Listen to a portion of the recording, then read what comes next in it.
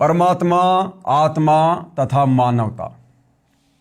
आत्मा की उत्पत्ति परमात्मा ने की है। आत्मा यानी आप और हम जिस शरीर में हैं, स्थूल शरीर में हैं, स्त्री या पुरुष या 84 लाख योनियों में जितने भी प्राणी हैं, पशु पक्षी कीट पतंग, उनके शरीरों में जो आत्मा है, उस आत्मा को किसने उत्पन्न किया? बहुत सारे नास्तिक लोग जिनको अध्यात्म की जानकारी नहीं है, वो कह देते हैं कि अपने आप ही बनते हैं, अपने आप ही नष्ट हो जाते हैं, प्रकृति को किसी ने नहीं बनाया, इंसान को किसी ने नहीं बनाया, अपने आप ही बनते हैं, अपने आप ही मिट जाते हैं, मर जाते हैं। तो भाइयों और बहनों, ऐसा नहीं है।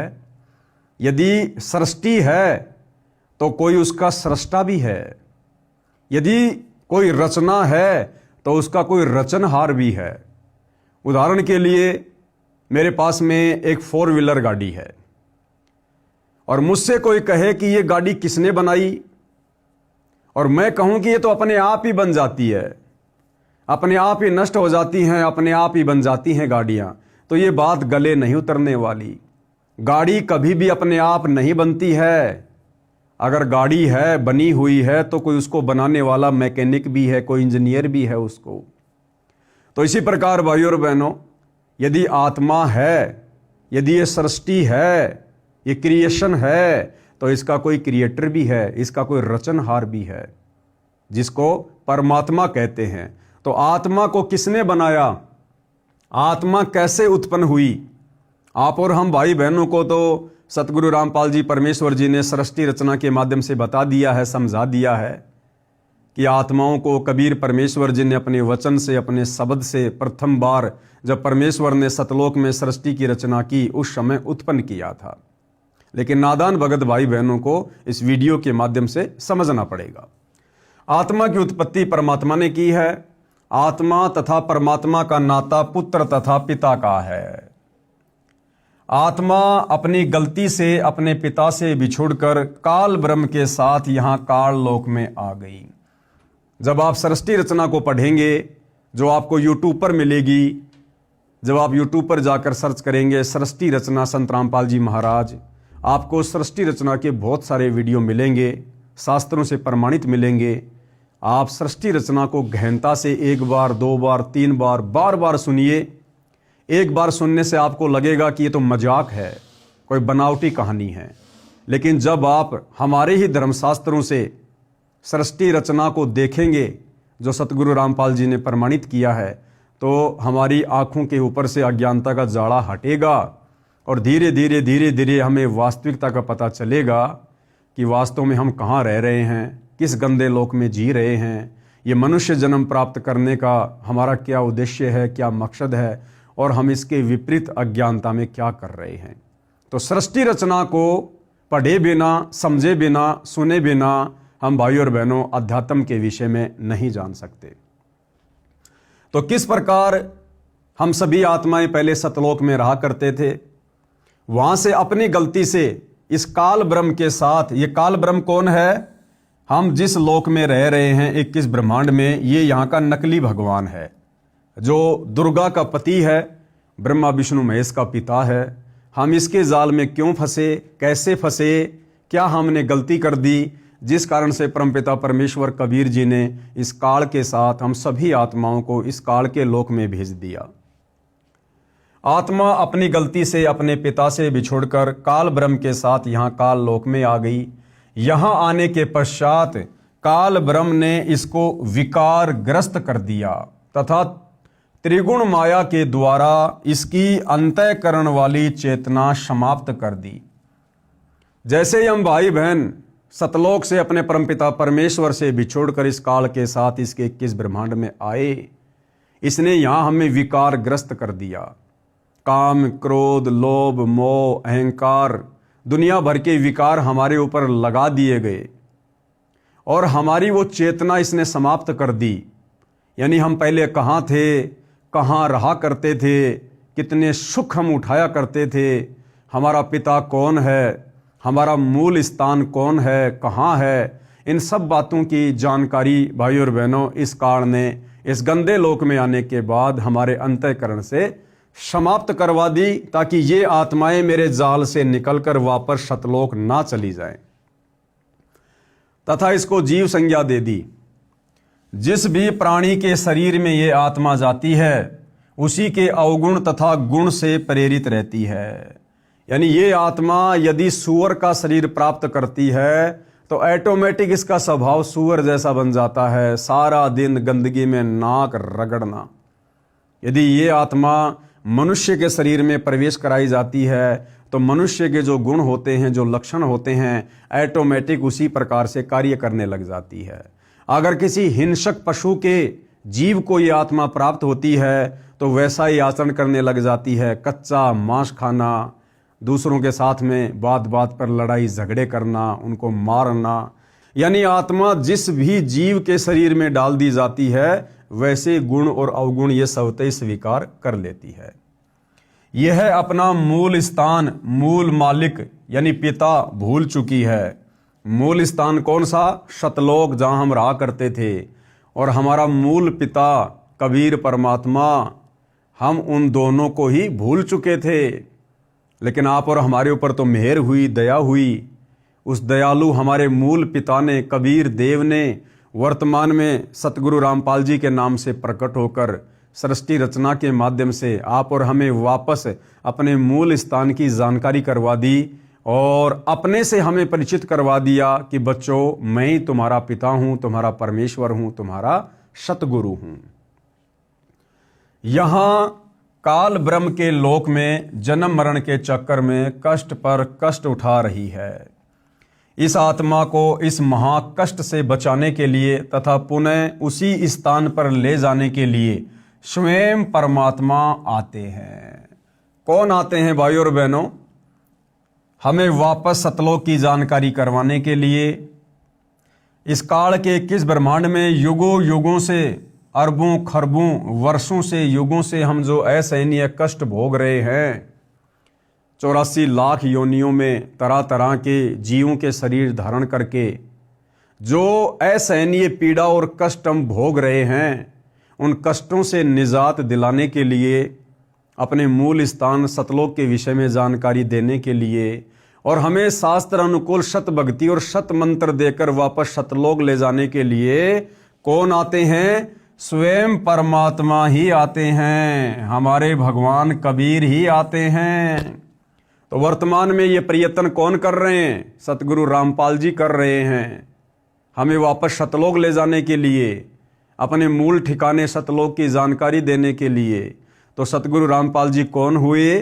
साक्षात कबीर परमेश्वर, कबीर भगवान, परम अक्षर ब्रह्म, आप और हम सभी आत्माओं के मूल पिता, पिता परमेश्वर।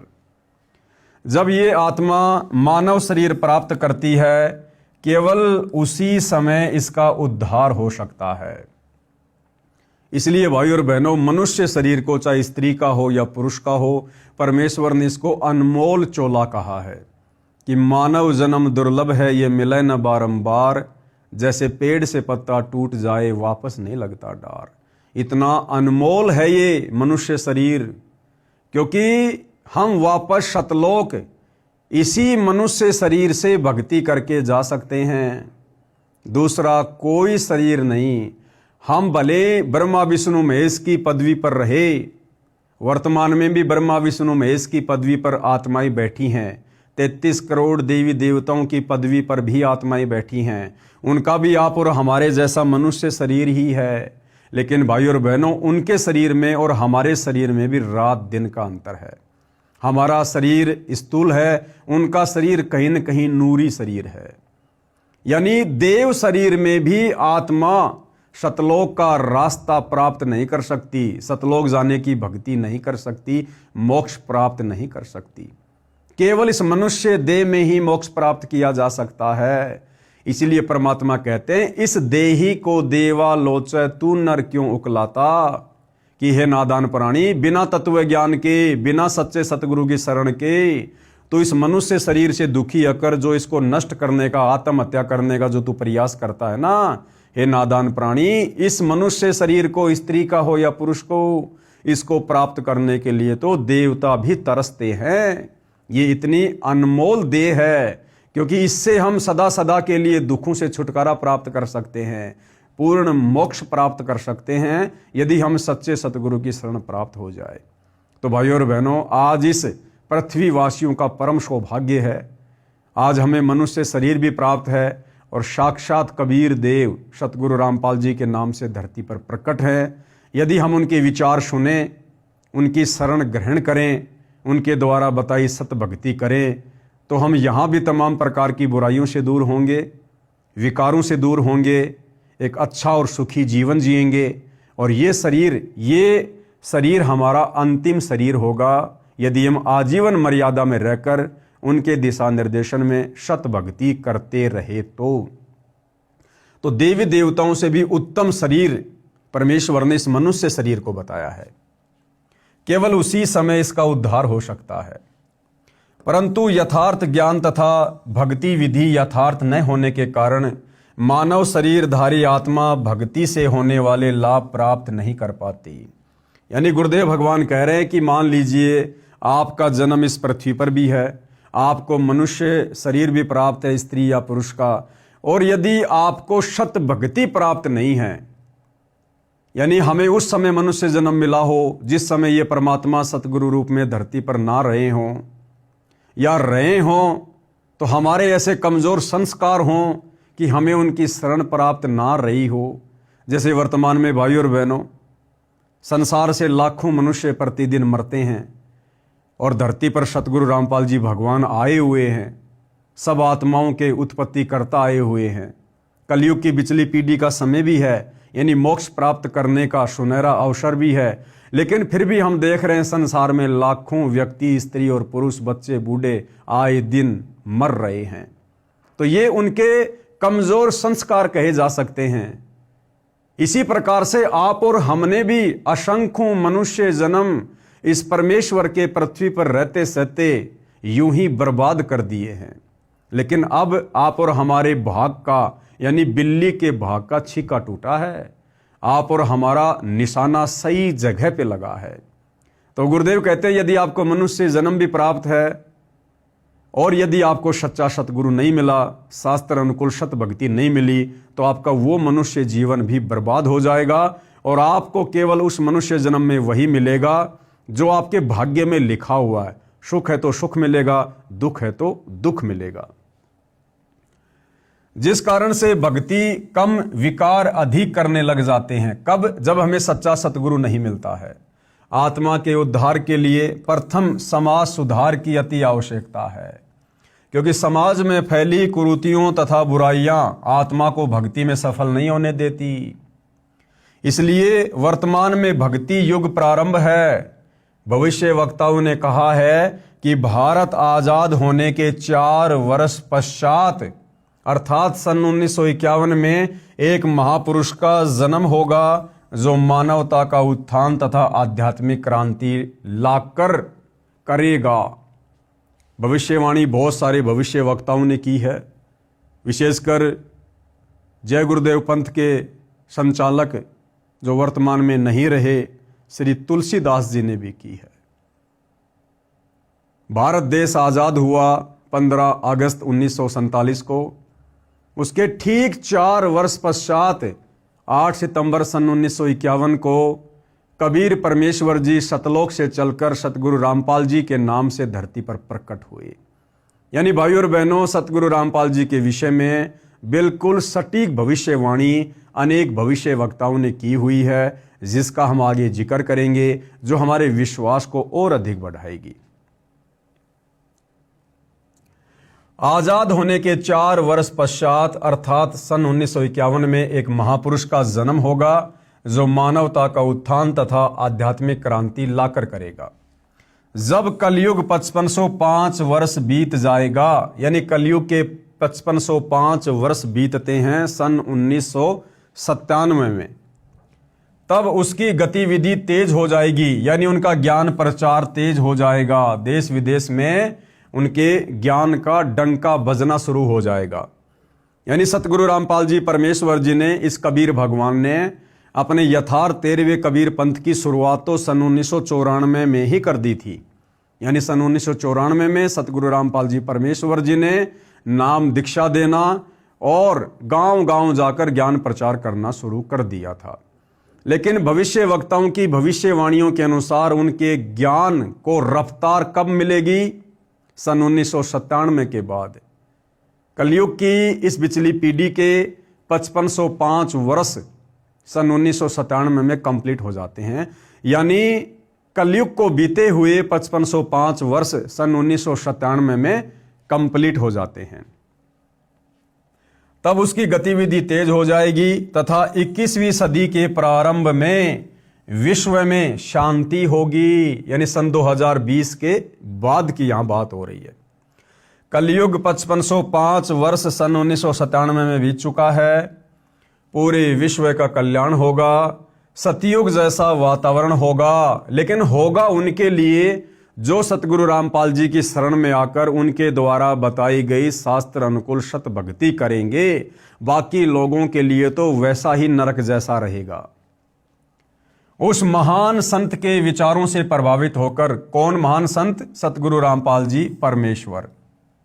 एक धार्मिक संस्था बनेगी जो उस संत के विचारों को भारत में ही नहीं बल्कि पूरे विश्व में फैलाएगी।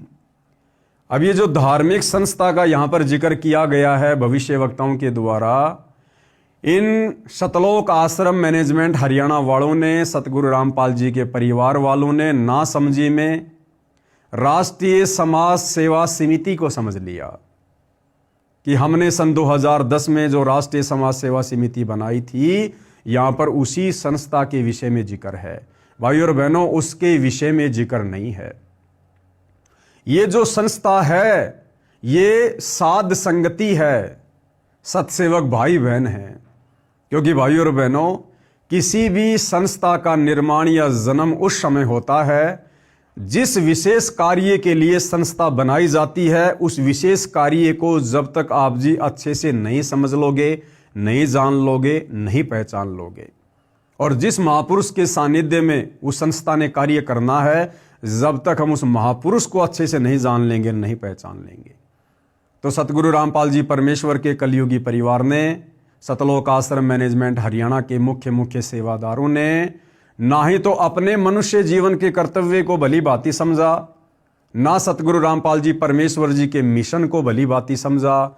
अगर ये लोग समझ चुके होते तो सन 2010 में इस मनमुखी संगठन राष्ट्रीय समाज सेवा समिति का गठन करके और 2014 बरवाला कांड में अपनी मनमानियां करके बरवाला कांड जैसी घटना को जन्म नहीं देते।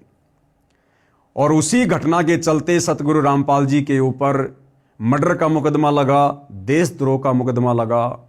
अर्थात हम सीधा सीधा ये कह सकते हैं कि राष्ट्रीय समाज सेवा समिति वो धार्मिक संस्था या संगठन नहीं है जिसके विषय में भविष्य वक्ता अपनी भविष्यवाणियों में जिक्र कर रहे हैं। भ्रष्टाचारी व्यक्तियों में हड़कंप मचेगा। अब बताइए, राष्ट्रीय समाज सेवा समिति कहां से भ्रष्टाचार को समाप्त करेगी?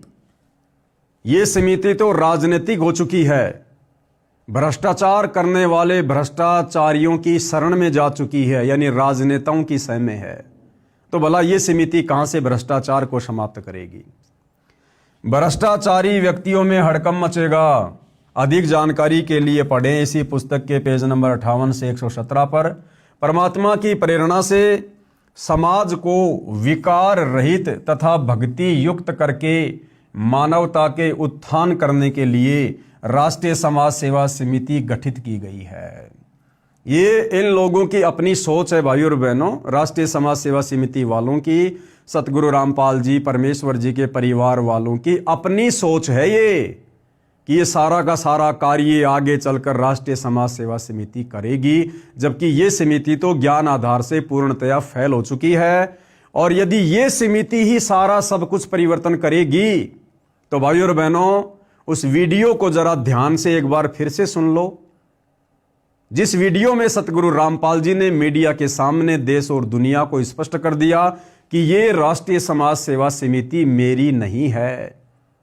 अब जो राष्ट्रीय समाज सेवा समिति सतगुरु रामपाल जी ने बनाई ही नहीं, तो भला वो समिति सतगुरु रामपाल जी परमेश्वर जी के मिशन में उनके कार्यों को कैसे सफल कर सकती है? एक बार फिर से वो वीडियो सुन लीजिएगा।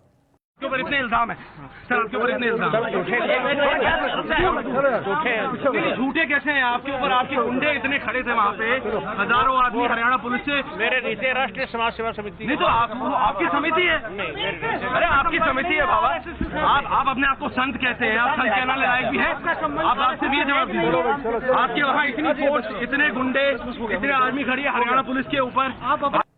तो वीडियो आपने देख लिया भाई और बहनों, हमने निष्कर्ष यही निकालना है कि पुस्तक चाहे सतगुरु रामपाल जी ने लिखी हो, चाहे राष्ट्रीय समाज सेवा समिति वालों ने लिखी हो, चाहे गुरुदेव भगवान को सलाह देकर और अपनी तरफ से कुछ पॉइंट इस पुस्तक में डलवाए गए हों, कुछ भी हो, आप और हमें गुरुदेव भगवान ने नीर खीर का निबेरा करने की तरक शक्ति दे दी है। सच और झूठ को पहचान कर सच का साथ देने की गुरुदेव भगवान ने हमें सद्बुद्धि दे दी है। तो आप और हमने तो निष्कर्ष निकालना है।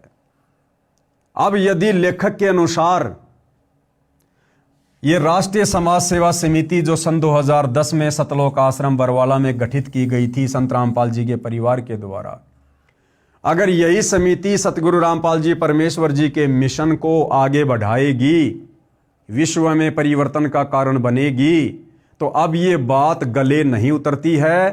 क्योंकि यदि ऐसा होता तो सतगुरु रामपाल जी परमेश्वर इस समिति से अपना किनारा नहीं करते। सतगुरु रामपाल जी ये कहकर इस समिति से किनारा नहीं करते कि ये राष्ट्रीय समाज सेवा समिति मेरी नहीं है। भाई यदि राष्ट्रीय समाज सेवा समिति सतगुरु रामपाल जी की नहीं है, उन्होंने नहीं बनाई है, तो इस समिति के अंदर जितने भी मुख्य लोग हैं, जिनमें सतगुरु रामपाल जी के दोनों बेटे हैं, उनके रिश्तेदार हैं, स्टेट कोऑर्डिनेटर हैं, ये लोग भी सतगुरु रामपाल जी के नहीं हुए। क्योंकि समिति कोई कागज का टुकड़ा थोड़ी है। समिति का मतलब है उसमें जितने भी लोग हैं, जितने भी उसमें पदाधिकारी हैं। तो सतगुरु रामपाल जी ने तो मीडिया वालों के सवाल के जवाब में यह कहकर समिति से किनारा कर लिया कि ये समिति मेरी नहीं है। तो इस समिति के अंदर जितने भी लोग हैं वो भी सतगुरु रामपाल जी के नहीं हैं। अब यदि समिति सतगुरु रामपाल जी की नहीं, समिति के पदाधिकारी सतगुरु रामपाल जी के नहीं, तो भला रामपाल जी के मिशन में क्या खास भूमिका निभाएंगे ये लोग और इनकी ये समिति? तो ये भाई और बहनों केवल बरवाला कांड जैसी घटना को जन्म देने के लिए काल प्रेरणा से बनाई गई एक मनमुखी समिति थी। सतगुरु रामपाल जी से इसका कोई लेना देना नहीं।